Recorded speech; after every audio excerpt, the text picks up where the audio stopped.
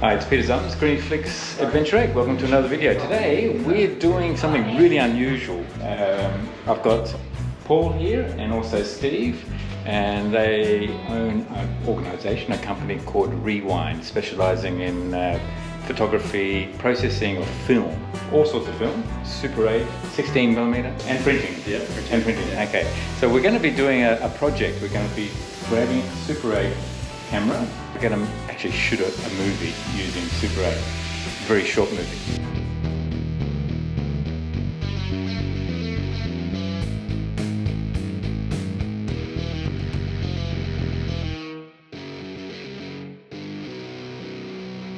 So I've partnered with Rewind, and they've given me the opportunity to shoot a short movie, a 3-minute movie, using Super 8 film. They're going to supply the camera as well, which is fantastic. I have an interest obviously in making movies and film, and typically it's all done on video and my YouTube channel, of course. But the first time I actually shot a movie was using 16mm film. And I used that for my Africa trip, riding a motorcycle across the Sahara with my girlfriend then, my wife now, Leah, and there'll be a link in the video there. And yeah, check it out. But, yeah, we were shooting 16mm film, had 10 rolls of 3-minute film, and basically that's all we had. Many years later I was able to digitize it and edit it, and that's the movie that you can see also. The link is there, it'll be in the description as well. But now I've got this opportunity to shoot a Super 8, which I've never done before, and Rewind being very kind to supply the camera as well as the film for me to do a test roll, and also then a roll to actually shoot. Let's go meet the Rewind guys. If you need film processing, the place to go to is Rewind. That's right. You want to just give me a quick rundown of where you are right now? Yeah. So we're just located in Alexandria, or just down the road from Erskineville. Yeah, you just head up the stairs above the Copper Mill Cafe, and you'll find that we have cameras for sale, chemistry, film, all that sort of stuff. And of course, you can drop your film off with us. So we're going a bit of a training program right now, actually how to use the camera. Yep. Oh, just a quick note, while you're watching this video, I'm not sure whether you knew, but I'm associated with a number of companies, and those companies can provide discounts to my viewers and subscribers. So all you need to do is go to adventure8.com.au, just click on the website. Yes, just go shop discounts, and you find all the different companies that I'm associated with. So for example, SwiftX, so you can set up a crypto exchange and get $10 worth of free Bitcoin. iTECHWORLD for camping, lithium batteries, backup systems for your home. REDTIGER for Dashcams, BOUNUS electric bikes, and all sorts of different discount levels are available, and there are discount codes associated with each one of those, whether it be Adventure 8 or something else. So just go to the website. I hope you can take advantage of the discounts, and back to the video. So to start using the camera, there's a lock underneath, brings the handle down and locks into place. There's a shutter which fires the shutter in the camera and pulls the film through. So you just press down and it winds through. There's a focus at the front and a manual zoom. And if you're not wanting to manually do it, you can also electronically do it. There's a low speed and a high speed, wide and telephoto. And then on the side you've got your various settings, such as how much film you've ever used, your shutter speed. The standard for Super 8 is 18 frames a second, but you can change it to 24, or you can change it to 9. Little battery check, and then also auto exposure. In terms of the sound settings, unfortunately Super 8 is no longer available in sound cartridges, so none of these are relevant anymore. And apart from that, let's just look through the eyepiece, focus, and also changing of your zoom. How does the film arrive, and how do you put it into the camera? The camera has a door just on the side. You lift up the lever, turn it, and then it just literally clicks into place. Once it's clicked into place. And it's self-loading, is it? It is indeed, yeah. Wow. So it's very convenient, very simple. Super 8 in 1965 was trying to make motion picture film a more accessible medium to the public compared to 16mm, which was a little bit more tricky in the loading. Thanks to Paul and Steve for the loan of the camera. There it is there. I have managed to go onto the internet and find a user manual for this camera, so I was able to read up a little bit on it as well. It was good having Steve's quick rundown on the use of the camera, so that was really good. Super 8 film comes in a box like this. The cartridge looks like that. And you can see the film there. And you can see that the film is loaded on one side. So I haven't opened up this cartridge, but I imagine there are two spools, one on half there and half there. So as the film moves forward or gets rotated, it goes from one spool to the other somehow. Just to give you a bit of a comparison on the film size, so that's Super 8. So Super 8 means, I think it's 8mm in width. And that's exactly what it is. Now, the normal film for full frame still photography is 35mm, so that's that there. So, and that I'm pretty sure is 35mm. Yeah, that's 35mm in width as well. And then the film that I shot in Africa was 16mm film, which is basically 16mm wide, so just less than half the width of 35mm film. This one is 50D. Now what that means is that the ISO rating is 50 ISO, and the D means daylight film. There are settings here for daylight and also for tungsten, so shooting under artificial light. The light that I have here is photographic light, which means it's already being balanced to daylight film, and at 5000 or 5500 degrees Kelvin. Being a cartridge means when you put it into a Super 8 camera, the camera can recognize straight away what is the ISO film rating that you're actually using. Like that, and like that, and that's it. Then once it's finished, then you just take it back out again. That just pulls out like that, and you're finished. That's how simple it is. Much simpler than my 16mm Bolex camera, where you had a roll of film and literally had to open up the back. You had to spool the film through, load it up onto the counter spool, close it up, run it. It was all manual, no electronics or anything. Yeah, so very different. Okay, the other key thing about cinematography is your exposures. Now this is semi-automatic, which means you've got a choice of either using automatic exposure or fully manual. Automatic means that it will automatically adjust the aperture depending on how much light you have. So if it's really bright, the aperture will go down to 16, 22 or even higher. So aperture gets closed down, and then in really low light conditions, it can be the aperture will open up completely to 1.4, which is the rating of this particular lens. The other thing that controls the exposure is the shutter opening. The shutter basically is a spinning disc, if you can imagine that, with a slot cut out of it. So there's two settings, 150, which is normal, or 220 degrees opening, which is the other option. You can see what the aperture is in the viewfinder, so at least you've got an understanding what's going on there. Too much information? Anyway, you'll see once we actually do the test roll, and we'll get that back and we'll see how that works. Yeah, so we'll go out around the harbour, and we'll try doing some manual exposure as well as some automatic exposure. And it does zoom in, so it zooms in from 50 wide angle right up to about 300 telephoto. So we'll muck about, we'll take a few shots like that as well. Let's give it a go.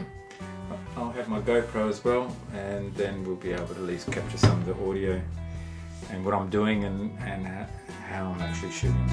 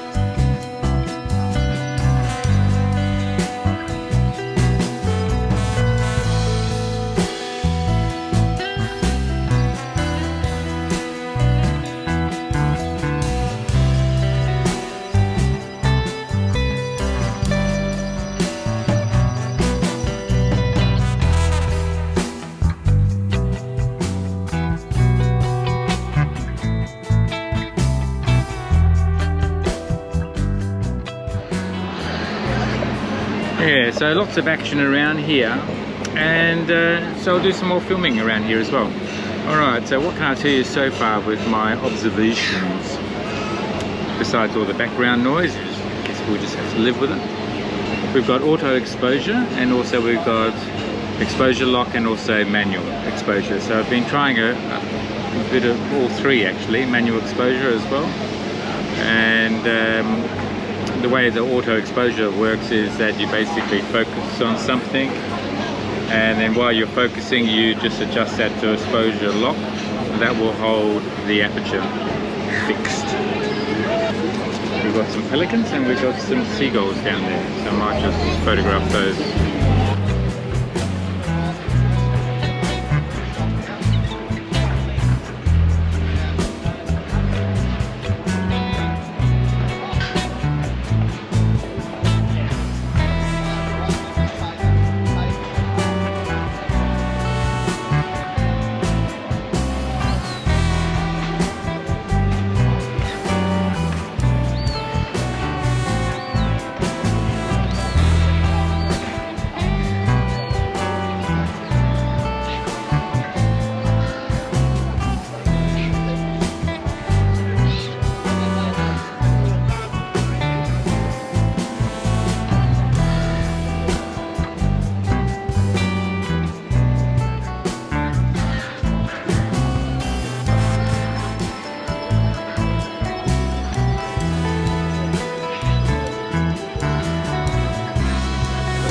Complete chaos back at the fish markets. Birds everywhere, bin chickens I think they call them, ibises.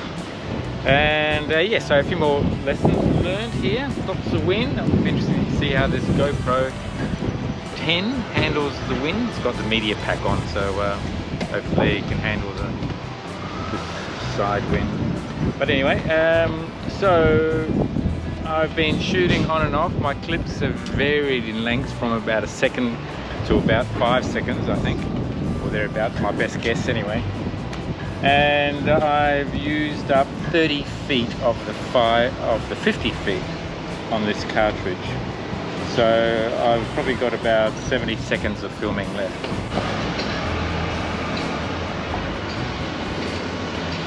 Yeah, so the process that I'm using is I zoom in with my lens first onto the subject.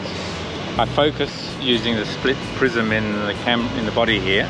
That gets me the focus, and then I zoom back out. It's very hard to focus when you're at the widest possible angle, focal length, which is 50mm. And so if you want to check, right now I've got a distance of around 10 meters to the boat, and that should be about right. So I'll start off by framing the boat, and then I'll sort of frame towards the back of the boat, and then I'll just stop, and that sort of gives me the image of the boat. Here we go. Action. Oh, action. Turn the camera on.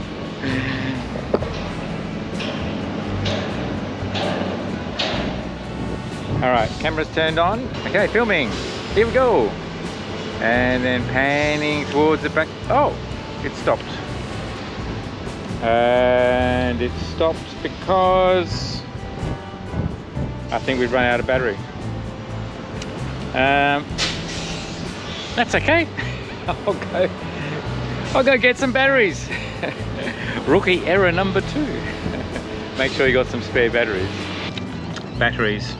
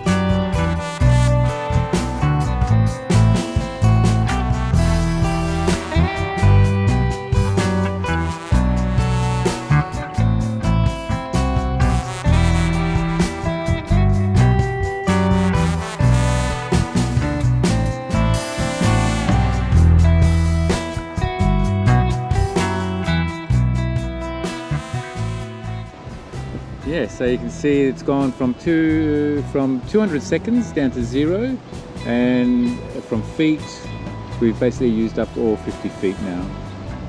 Well, that was the first attempt, and you can see my camera work is pretty shitty.